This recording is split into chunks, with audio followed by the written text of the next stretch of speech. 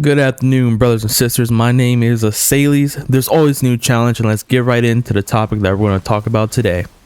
So today I'm going to give my thoughts on the LightFall mod system as it's implemented so far in Destiny 2. Personally, so far I am not a fan of the current restrictiveness provided by the new LightFall mod system. While we have gained the ability to stack certain mods together to increase their effects and whatnot, we have also lost diversity in our build options. If you take a look at specifically the placement of mods in each armor piece slot, you can see that what we used to have on our builds the same time together is now locked into one placement. So for example, let's take a look at the helmet. In the helmet, we have ammo finder, font of wisdom, powerful friends. Let's just take a look at just these three mods alone. I'm sure that before LightFall, we each had ammo finder, font of wisdom somewhere if you're doing a super build, and powerful friends if you're playing in a team setup. These are three very, very powerful mods for any build in Destiny 2. And to have them all placed in one specific armor placement is, I wouldn't say detrimental, but it is forcing us into a box. Now, inside this box, eventually what we're going to have is the same builds for everybody.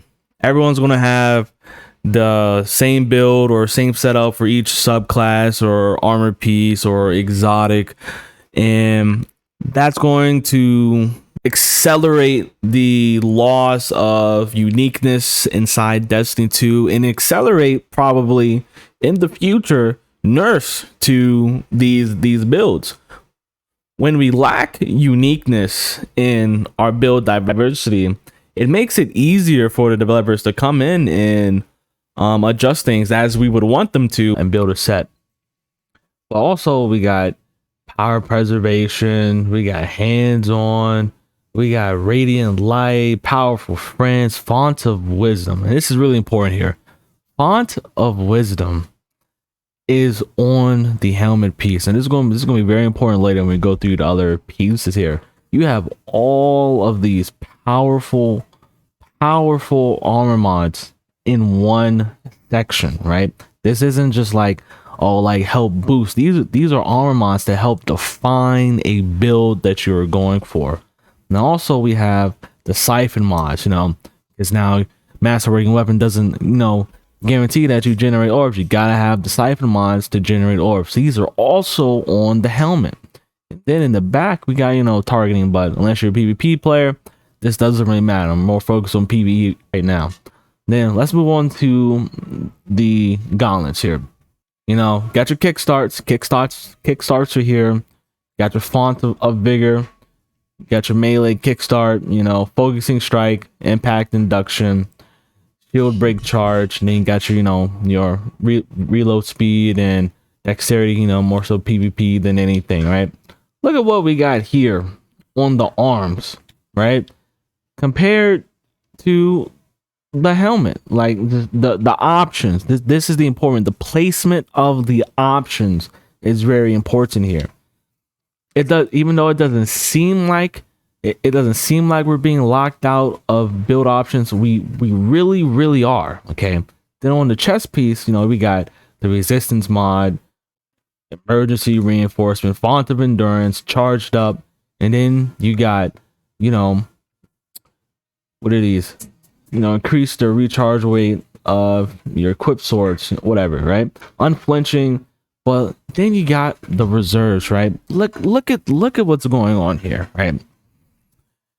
On your helmet, you have to decide between if you're going to get ammo, how much of the ammo you're going to get, or if you're going to just say one of those and one of these, or if you're going to go, okay, let me get Ash's assets so I can get bonus super energy on kills, or maybe you're going to say, you know what, I really want to focus on getting my super back as much as possible, and get font of wisdom. You know, multiple copies of this mod. Remember, most of these mods say this.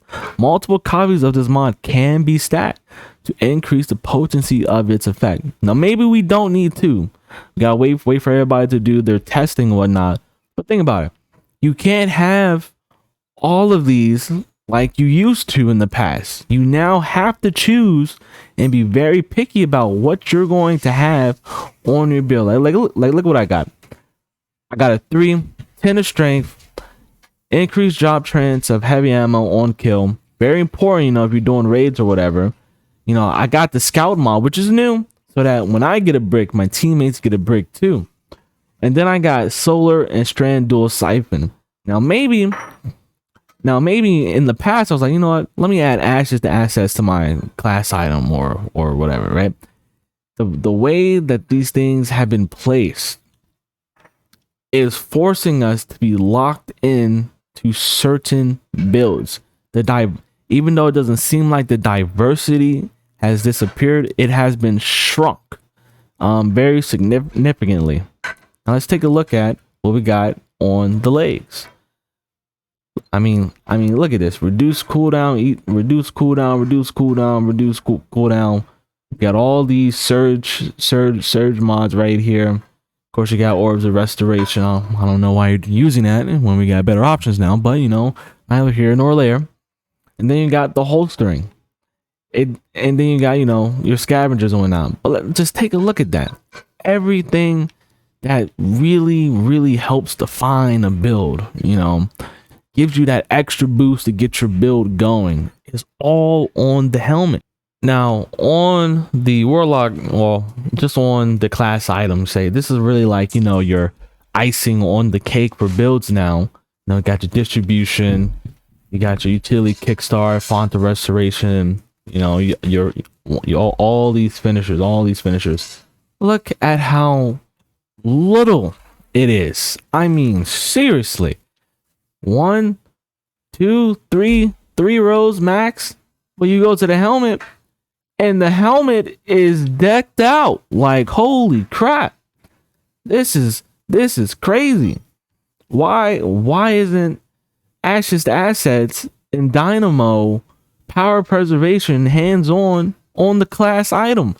I mean, like, what happened? Why is all of this stacked on top of the helmet? I believe as we go along in this new year of Destiny, this really needs to be a topic of conversation. It's not so much that the mods are bad. These are all great options, but how they are placed is the issue.